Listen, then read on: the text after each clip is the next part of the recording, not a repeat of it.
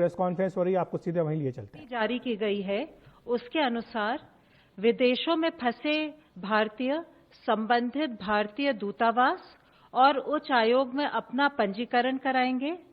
गर्भवती महिलाएं, छात्र, वीजा अवधि समाप्त होने वाले व्यक्ति, मेडिकल इमरजेंसी केसेस इत्यादि को यात्रा में प्राथमिकता दी जाएगी। बोर्डिंग से पहले यात्रियों की स्क्रीनिंग की जाएगी। केवल एसिम्प्टोमेटिक यात्रियों को ही यात्रा की अनुमति होगी।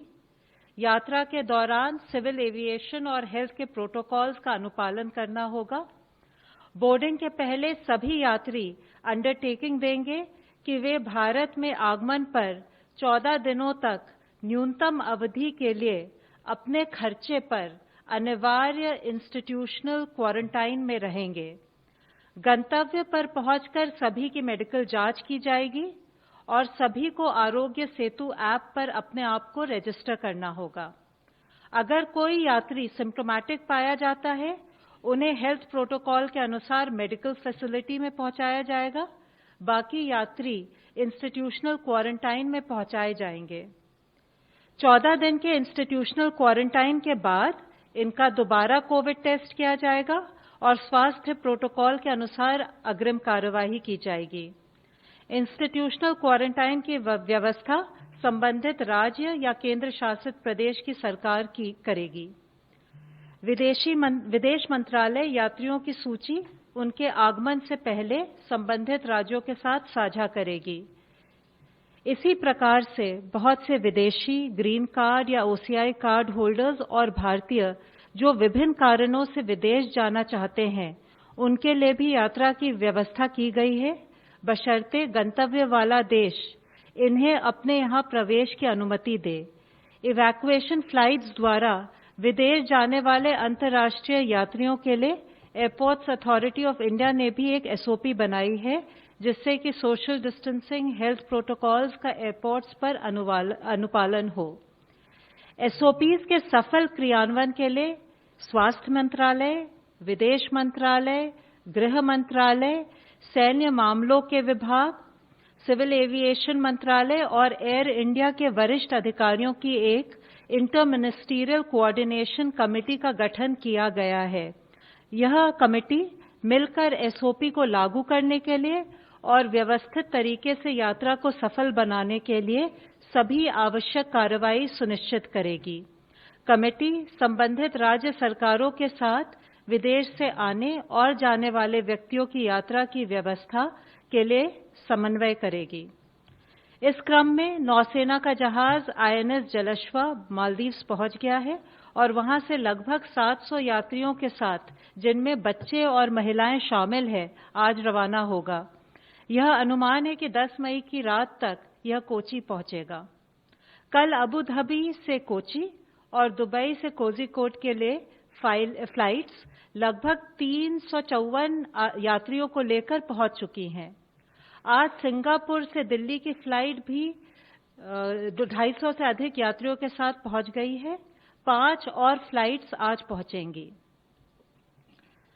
जो ओसीआई कार्ड होल्डर्स और विदेशी भारत में लॉकडाउन की वजह से फंसे हुए हैं, उनके वीजा सुविधा और कॉन्सुलर सेवाओं के संदर्भ में कई महत्वपूर्ण निर्णय लिए गए हैं।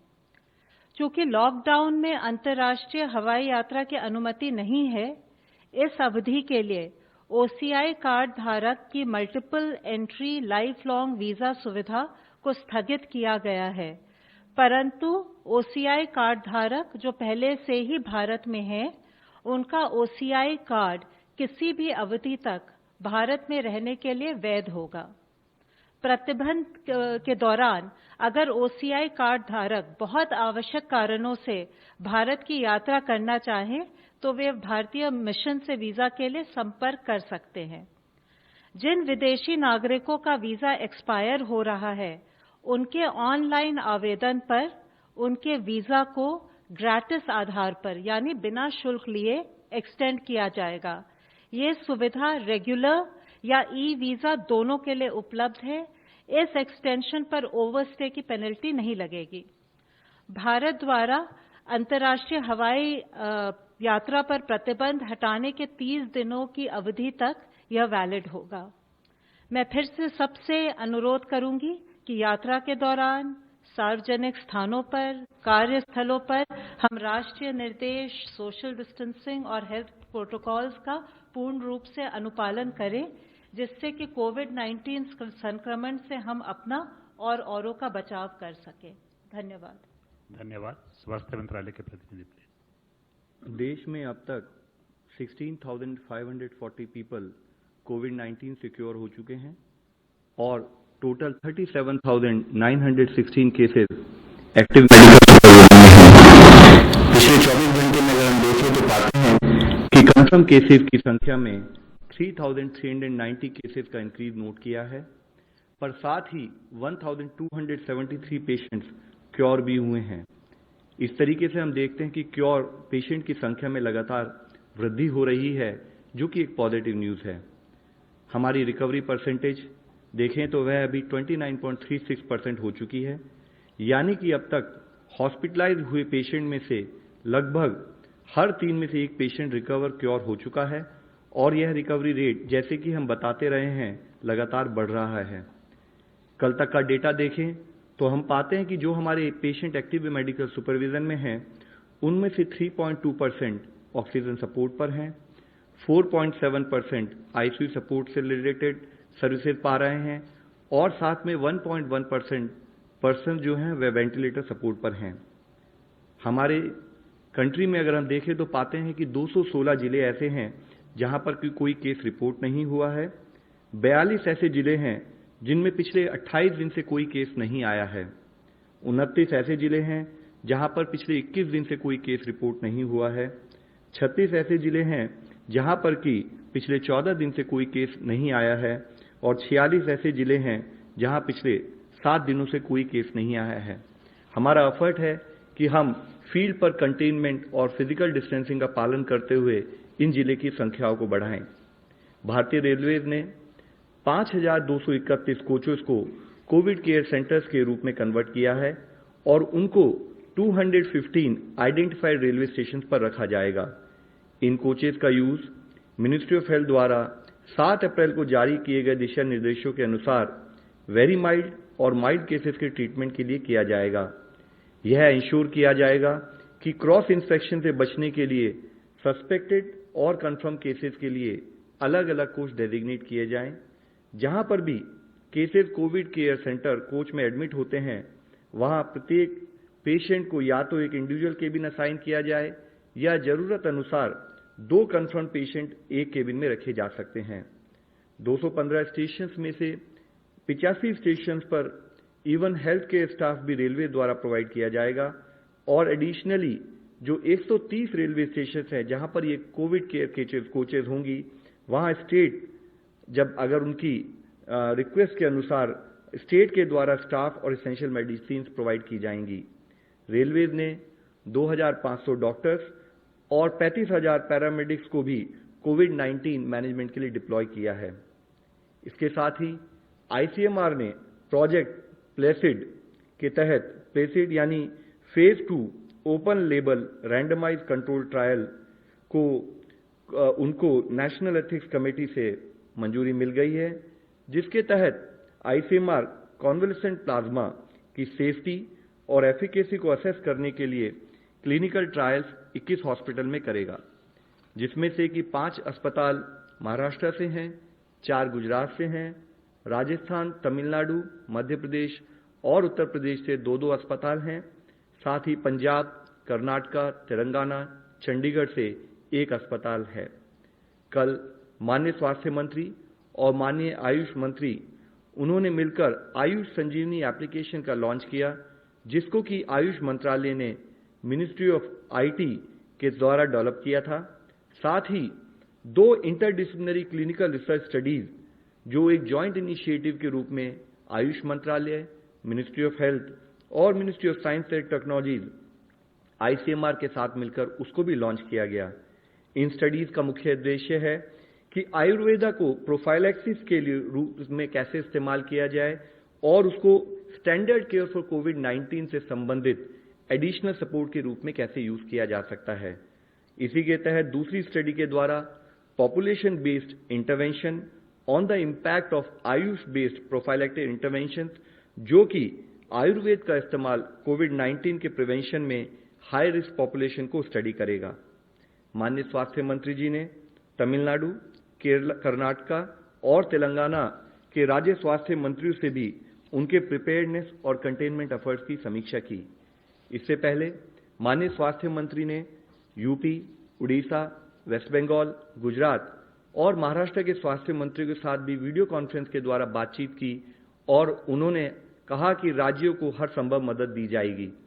उन्होंने यह भी कहा कि अन्य राज्यों से आने वाले माइग्रेंट वर्कर्स की उचित क्वारंटाइन व्यवस्था हर जिस स्टेट में वह लौट रहे हैं वहां की जाए और सारी यानी कि सीवियर एक्यूट रेस्पिरेटरी इलनेस और इन्फ्लुएंजा लाइक इलनेस केसेस की सैंपलिंग और टेस्टिंग की उसको बढ़ाया जाए, उसकी आवश्यकता पर भी उन्होंने बल दिया।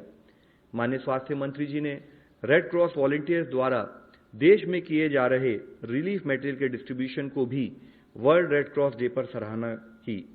स्वास्थ्य मंत्रालय ने विदेश से लौटने वाले कॉन्टैक्ट्स, आइसोलेशन ऑफ सस्पेक्ट्स या कंफर्म केसेस के लिए राज्यों में फैसिलिटी क्वारंटाइन, फैसिलिटी आइसोलेशन के लिए hotels, service apartment, lodges etcetera के यूज करने के लिए भी अतिरिक्त दिशा निर्देश जारी किए हैं। यह services clinically assessed pre symptomatic और वेरी माइल्ड केसेस के लिए प्रोवाइड की जा सकती है, जिसके तहत जो लोग जिनके यहां पर रिक्वायर्ड होम आइसोलेशन की फैसिलिटीज अवेलेबल नहीं है वह इसका इस्तेमाल कर सकते हैं। लेकिन इसके लिए जरूरी है कि जो भी ये होटल हों उनमें इन हाउस फैसिलिटी हो एक ट्रेन डॉक्टर और नर्स की, और जो उन सस्पेक्ट और कॉन्टैक्ट केसेस को वहां पर रेगुलरली मॉनिटर करें, साथ में डिस्ट्रिक्ट सर्विलेंस ऑफिसर के टच में रहते हुए उनकी हेल्थ स्टेटस के बारे में रेगुलरली बताते रहें। एक लैब से उनका प्रॉपर टाई अप होना चाहिए। साथ ही वाईफाई फैसिलिटी के द्वारा आरोग्य सेतु एप्लीकेशन का इस्तेमाल उन पर्टिकुलर सस्पेक्ट और पेशेंट कंफर्म केसेस द्वारा किया जाना चाहिए। जो भी लिनन, टॉवल या जो भी रूम का इस्तेमाल हो उसको रेगुलरली डिसइंफेक्ट किया जाए और सारी infection prevention and control guidelines का फॉलोअप किया जाए।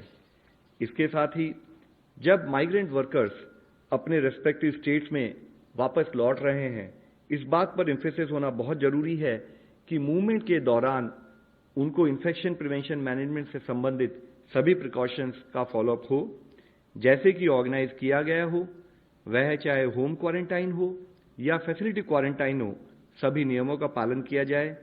यह कार्य करते समय माइग्रेंट वर्कर्स, उनसे हमारी रिक्वेस्ट है कि वह समझें कि जो भी एफर्ट्स किए जा रहे हैं वह उनकी, उनके परिजनों की तथा उनके शहर और उनके गांव की रक्षा के लिए हैं। सभी डूज एंड डोंट्स का पालन किया जाए। सभी लोग physical distancing, hand hygiene, respiratory hygiene और रिक्वायर्ड सैनिटेशन और एनवायरमेंटल हाइजीन का एक बिहेवियरल चेंज के रूप में अपनी लाइफ में पालन करें। वह क्वारंटाइन की गाइडलाइंस का अमल करें और अपने लोकल एडमिनिस्ट्रेशन का सपोर्ट करें। धन्यवाद। धन्यवाद। अनंत प्रकाश पांडे, इंडिया टीवी।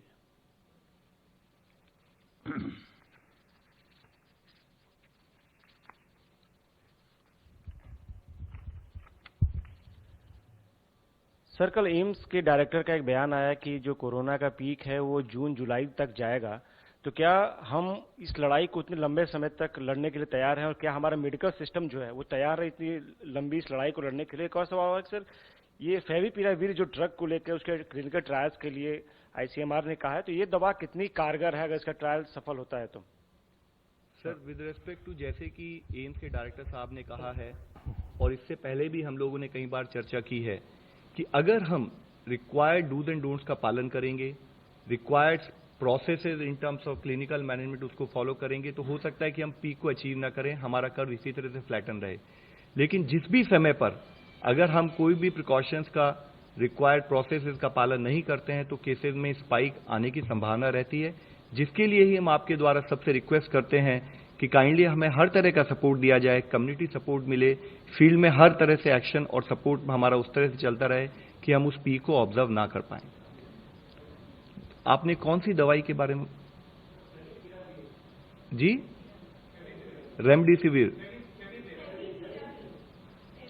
देखिए, जैसे इसके बारे में हम बता चुके हैं कि काफ़ी पर्टिकुलर ड्रग्स में जो हम रिसर्च कर रहे हैं उनके रिसर्च के प्रोटोकॉल होते हैं, चाहे वह हमारी जो अभी हमने जैसे HTQ की बात की, इससे पहले कभी हम बात कर चुके हैं कि जो हमने प्रोफाइलैक्सिस और ट्रीटमेंट के लिए किया है।